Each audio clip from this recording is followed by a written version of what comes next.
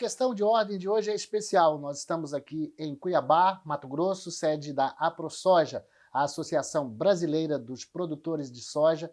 Estamos aqui com o presidente Lucas Costa Beber. Lucas, obrigado por ter aceito o nosso Obrigado, convite, Valtena. tá? Prazer poder conversar com vocês. Nós estamos chegando ao final do ano, um ano difícil de desafios, com muitos problemas climáticos, de crédito, de seguro, mas está se prevendo a maior safra de soja da história. Como que isso é possível? Eu acredito que graças à eficiência, do produtor brasileiro, a resiliência, infelizmente estamos passando por um momento turbulento, baixos preços, mas por outro lado temos que comemorar que o Brasil conquistou mercados nos últimos anos. Eu sempre falo dos números, nós nos consolidamos como o maior exportador em 2018, em 2019 o maior produtor, e de lá a gente veio crescendo. Primeira guerra comercial Estados Unidos e China foi uma oportunidade para o Brasil conquistar uma fatia do mercado chinês que antes era norte-americana. Então isso aconteceu. Agora, claro, um momento de ajuste que nós vamos passar, com dificuldades, mas vamos superar. E no final vai ser bom, porque mesmo aumentando essa oferta, essa produção, faz nós procurar novos mercados e assim a produção brasileira vai crescendo. Nem sempre os números da AproSoja batem com aqueles divulgados pelo governo pela Conab. Inclusive a Conab está prevendo uma safra de 177 milhões de toneladas. Isso bate com os números que vocês têm? Nós precisamos hoje confirmar tamanho de área. No Brasil nós tivemos problemas aqui no Centro-Oeste, o estado, eu falo que é até difícil de mensurar esse ano, porque no mesmo município, isso em todas as regiões do estado, você visita os municípios, você tem de lavouras excelentes a lavouras péssimas. Um exemplo, final de semana mesmo, eu olhando a minha lavoura, eu tenho uma pequena parte que é irrigação, e você vê lá uma diferença da soja plantada no mês de setembro. Eu acredito que eu vou colher umas 20 sacas a menos aonde foi plantado no cedo sem a irrigação. Então, no mesmo município nós tivemos caso, por exemplo, lá em Nova Mutum, de produtores logo no início de outubro finalizarem numa região o plantio e outros irem até novembro plantando. Então, é bem atípico esse ano, porque as chuvas foram mal distribuídas em todo o estado. Bom, apesar das dificuldades, soja ainda é um bom negócio, Lucas?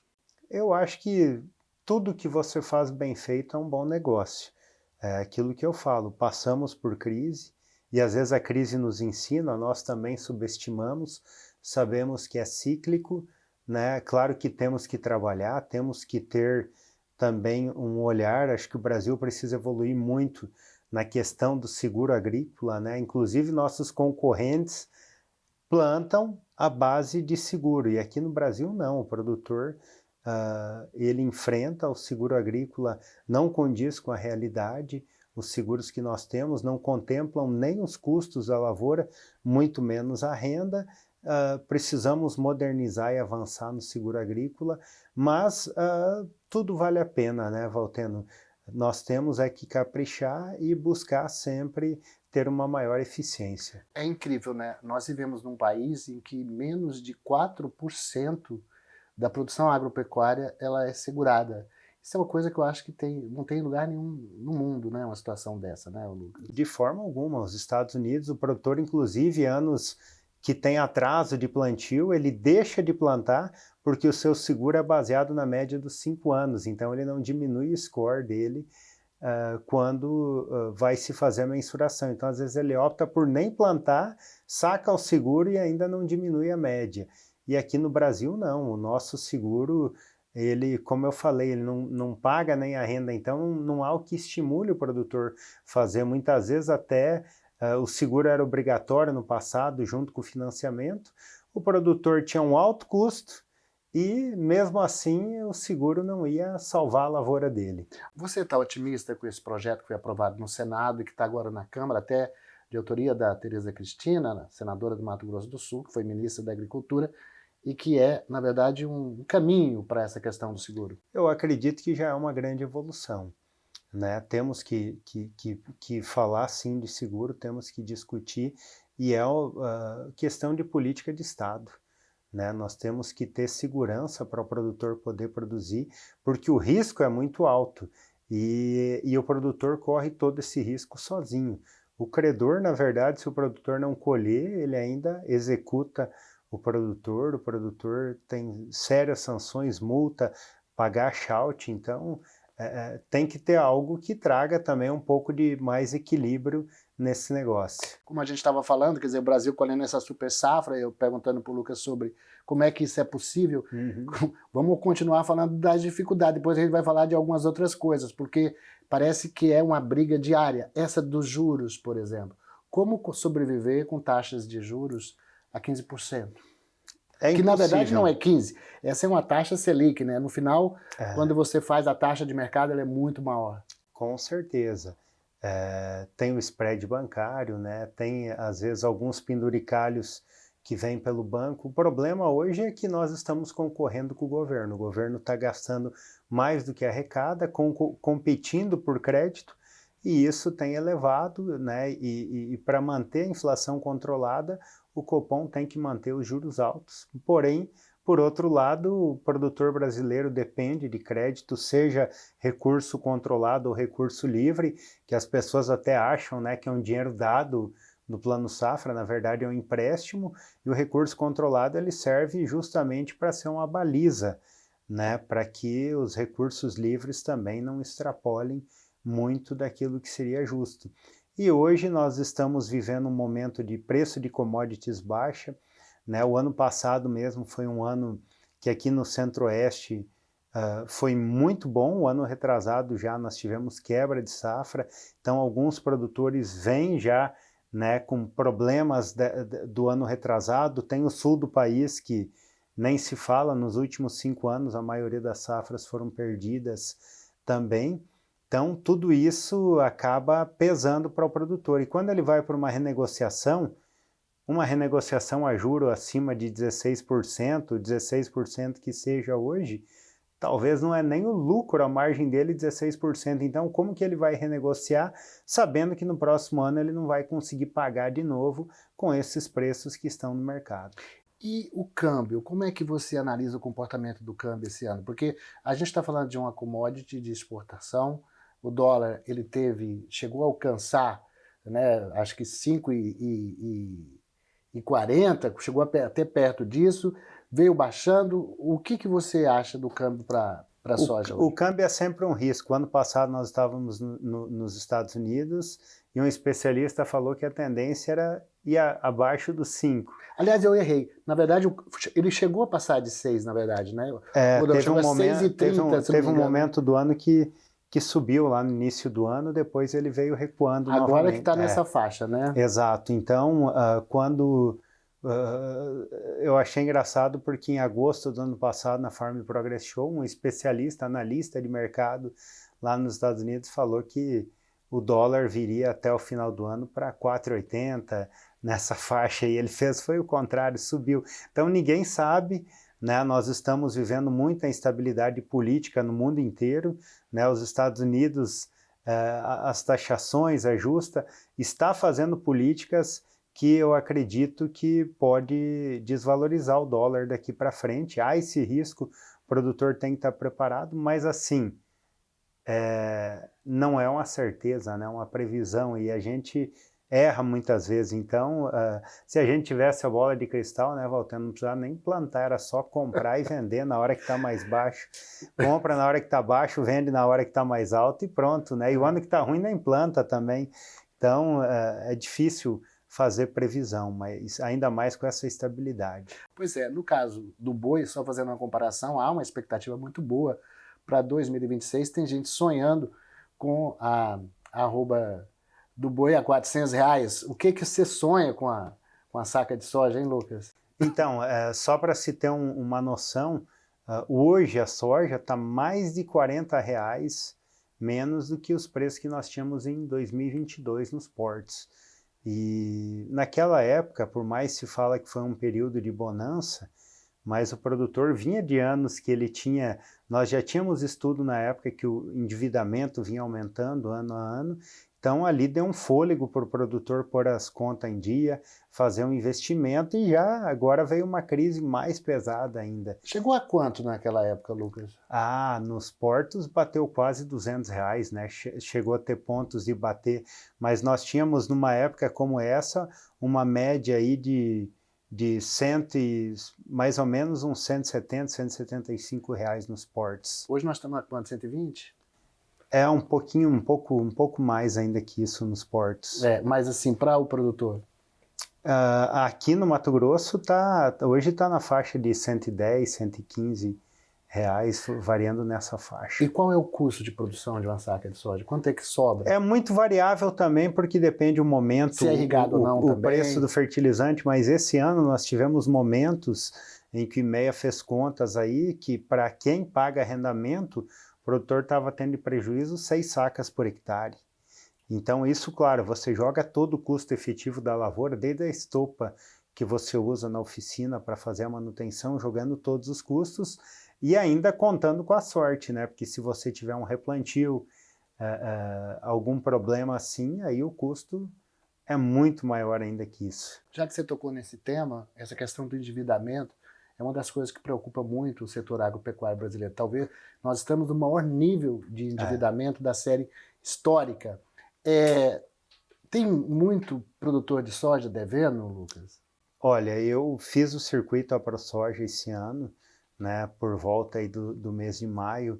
Nós percorremos o estado inteiro, mais de 30 núcleos, e muitos produtores procuravam no particular. O produtor, às vezes, ele tem aquele receio, né? Ninguém gosta de falar da vida particular, então ninguém se abre em público, mas as pessoas nos procuram e me chamou muito a atenção disso. E eu até brincava semana passada, né? Nós tivemos aí as nossas reuniões de final de ano, assembleia, reuniões de comissões temáticas que nós temos aqui na AproSoja, e nós tivemos um público muito grande, né? E até a equipe falou, nossa, que bom, o produtor tá participando, tá reconhecendo a AproSoja. Eu falei, sim, isso é bom, mas o que une produtor é crise. Isso é um sinal que o cinto está apertando e nós vimos muita reclamação aí nos últimos anos. O produtor sempre tem que investir, as máquinas vão defasando, chega um momento que dá muita despesa, tem que trocar de máquina, aí o produtor comprou lá atrás com um preço mais alto, fazendo as contas com soja com preço melhor para pagar a prestação, e de repente cai o preço dessa saca de soja, então complica para o produtor cumprir os seus compromissos, e ainda mais quando tem uma frustração de safra. Nós vamos para o intervalo, eu volto conversando aqui com o presidente da AproSoja, o Lucas Costa Beber, aqui da sede da AproSoja em Cuiabá, Mato Grosso. É um instantinho só e a gente está de volta.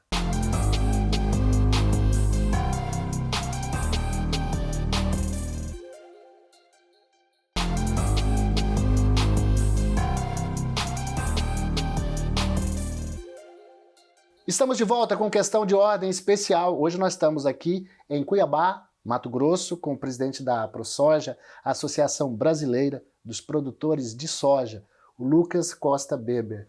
Lucas, e a moratória da soja, hein? A gente falou muito disso esse ano. Para quem ainda não está familiarizado com o assunto, vamos explicar um pouquinho o que é essa moratória da soja? A moratória da soja, eu resumo que ela coloca o produtor que está na legalidade, o trata como ilegal. E ela é diferente da justiça, ela acusa, julga e condena de forma sumariamente, né? Isso é feito a um acordo entre ONGs internacionais e multinacionais que compram a soja de produtor aqui brasileiros do bioma amazônico. Então, mesmo o produtor que está de acordo com o Código Ambiental mais restritivo do mundo, brasileiro, basta ele ter feito desmate legal a partir de 2008 que essas empresas não compram dele. E elas deveriam respeitar um polígono, né? Eu acredito que os polígonos são de 25 hectares no acordo deles. Isso, o setor produtivo não faz parte desse acordo. E na prática nem eles estão respeitando, porque nós temos caso aqui de produtor, um produtor que planta quase 4.000 hectares no estado, ele fez um desmate ilegal de 4 hectares para construir o armazém, não planta nem um pé de soja, E pegou e toda a área. impuseram a moratória na área inteira dele. Então é lamentável que isso é permitido ainda no nosso país, né?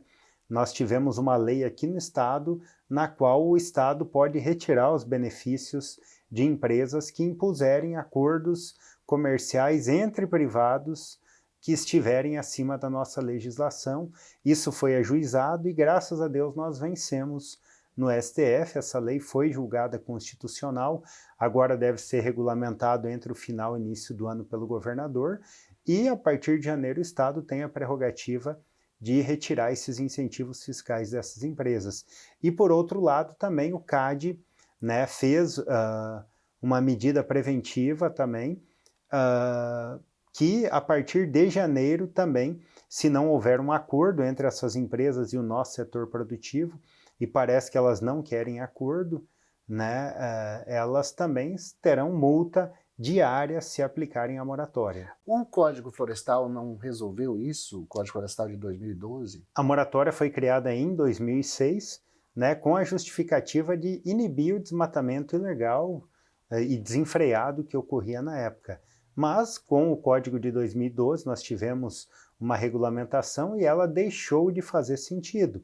Mas hoje nós temos aí, por exemplo, vídeos aí, por exemplo, tem uma entrevista, né, do próprio Blairo Maggi, que é um signatário de uma das empresas, que também, se eu não me engano, ainda é presidente da Biov, mas já foi, falando que essas empresas têm vantagem também comercial lá fora, no momento de adquirirem crédito, tudo por se submeterem à moratória, atendendo a essa exigência do mercado europeu. Há uma briga interna também de empresários, de setores que não se batem? Na verdade, nós sempre tentamos, né, que a legalidade fosse respeitada, sempre tentamos diálogo com a Biov. Há vários anos a ProSoja vem tratando disso. Lá em 2018 nós intensificamos as conversas, mas nunca teve acordo, né? Essas empresas, eles falam em acabar com a moratória, mas não fazem nada para isso. E nós tentamos fazer uma proposta de se ter um pacto de respeito ao Código Florestal, que já ocorre, né, e tem uma taxa ínfima de ilegalidade hoje, tem que ser combatido, porque até é uma concorrência desleal com o produtor que está na legalidade, acho que tem que ser combatido, mas a grande maioria está dentro da legalidade. Hoje a taxa é menos de 2%, né? E quem tem que ser eficiente nisso é o Estado. Se a moratória fosse eficiente, seria zero, né? Então isso demonstra a ineficiência da moratória. O que está por trás disso, no fundo, Lucas? Ganho econômico no mercado europeu, né? E o pior disso é que tem um custo muito caro, porque para essas empresas também terem essa vantagem econômica e ter aplicabilidade, elas têm que vender a moratória como uma solução, ou seja, eles vendem uma imagem ruim do produtor brasileiro lá fora, mancham a imagem do agro brasileiro, nós deixamos de conquistar mais mercado, cria-se barreiras contra nós, né, barreiras comerciais disfarçadas de intuito ambiental, e acaba punindo famílias, trabalhadores e regiões, porque nós temos que lembrar que aqui no estado do Mato Grosso também há um movimento, mais de 127 câmaras dos vereadores assinaram uma petição ao governo do estado pedindo o fim da moratória e mais de 100 prefeituras. Então, por quê? Porque nós temos exemplo aí de Nova Mutum, Sorriso, Sinop, Lucas do Rio Verde, Sapezal, Diamantino, que são os municípios que têm os maiores índices de desenvolvimento humano do Brasil. E outros municípios querem ter essa mesma oportunidade. Porque se tira essa possibilidade, você também não só afeta o comércio externo, mas também pode comprometer a produção de insumos para a proteína animal, não? Com certeza, com certeza. Aliás, esse é um tema que eu queria abordar aqui com o Lucas, porque a gente fala muito de soja como commodity de exportação e talvez não é todo mundo que saiba que soja vira alimento de aves, alimento de suínos, alimento de bovinos. Então eu queria que você falasse um pouco do papel da soja até mesmo no controle de preços e nessa coisa toda de você chegar no supermercado, poder comprar proteína animal com preço mais acessível.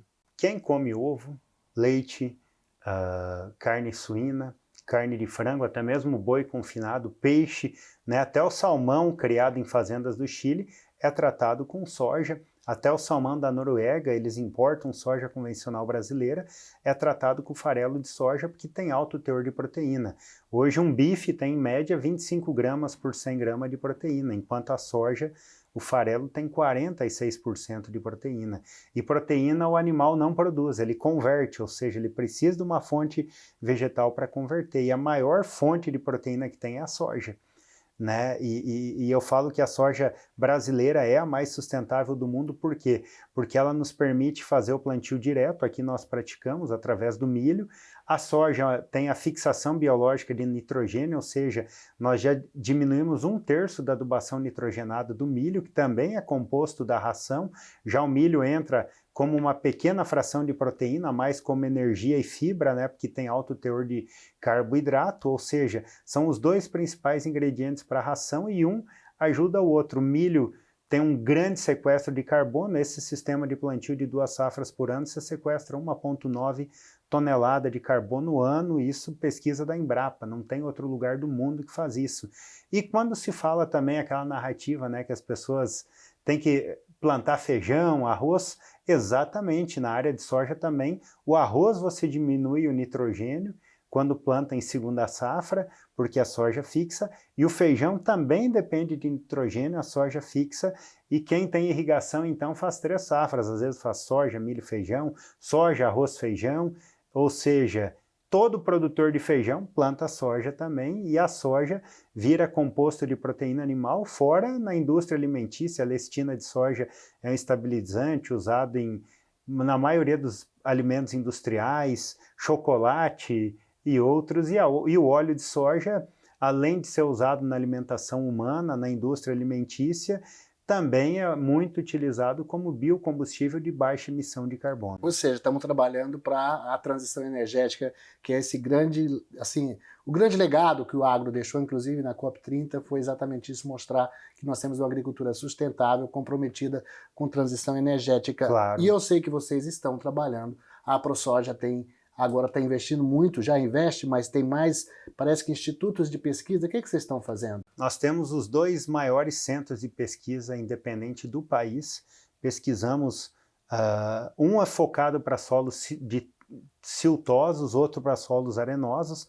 Pesquisamos cobertura verde, manejo mecânico, manejo biológico, manejo químico, tudo demandado pelos produtores, não Onde é protocolo comercial. Lucas? O focado em areia em Campo Novo do Parecis, no oeste do estado, e o focado em solos siltosos no Vale do Araguaia, no município de Nova Nazaré, perto de Água Boa. Isso recebe estudantes também? Tem parcerias já? Agora em janeiro nós teremos o dia de campo soja, na metade do ano tem do milho, e a gente traz também pesquisadores do país, produtores, consultores, para difundir o conhecimento rico que tem lá de manejo nesses solos e sem viés comercial, dentro daquilo que o produtor precisa saber de fato para produzir mais e com menos, né? Ou seja, sabendo utilizar os recursos ao máximo. Agora, a gente tem também um outro problema, Lucas, que é a questão da logística, né?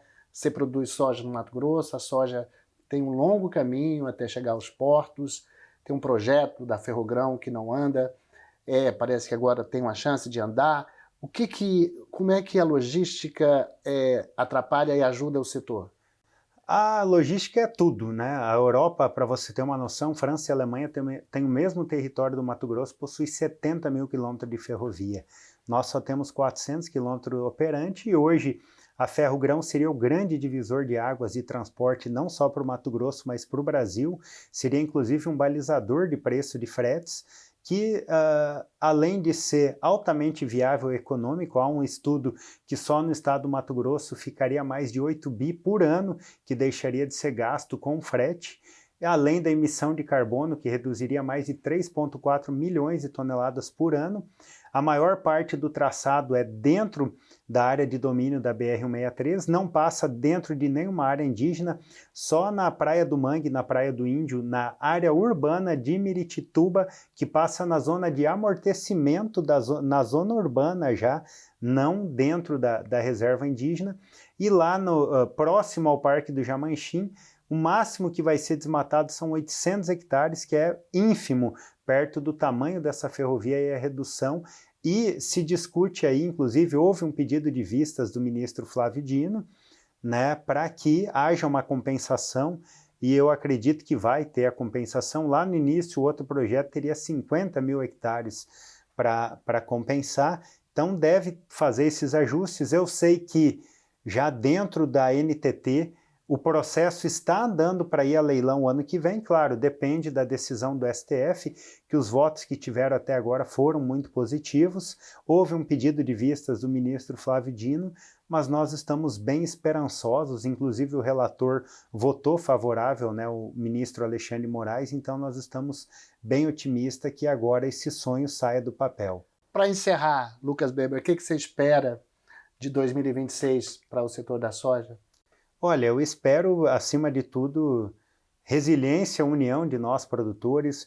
Eu acho que o ano que vem é um ano de política, é um ano de todos nós termos consciência, de fato discutir política em casa, discutir com os amigos, ver de fato quem traz mais benefício para o nosso país, principalmente segurança jurídica, é o que nós mais precisamos para o produtor produzir em paz. Da porteira para dentro, o nosso produtor brasileiro é muito eficiente, né? Nós precisamos que as turbulências da porteira para fora diminuam para que o produtor possa focar de fato no negócio.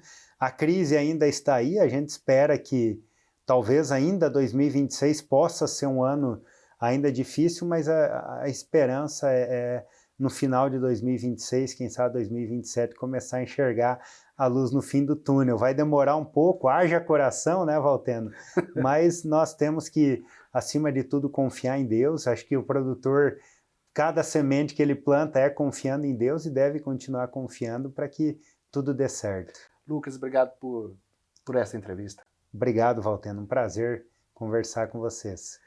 E eu agradeço você que acompanhou de casa esse Questão de Ordem Especial, esse papo aberto aqui com o presidente da AproSoja, o Lucas Costa Beber, diretamente aqui da sede essa que é uma associação importante do Brasil, aqui em Cuiabá, capital do Mato Grosso. A gente se vê na próxima semana em mais um Questão de Ordem.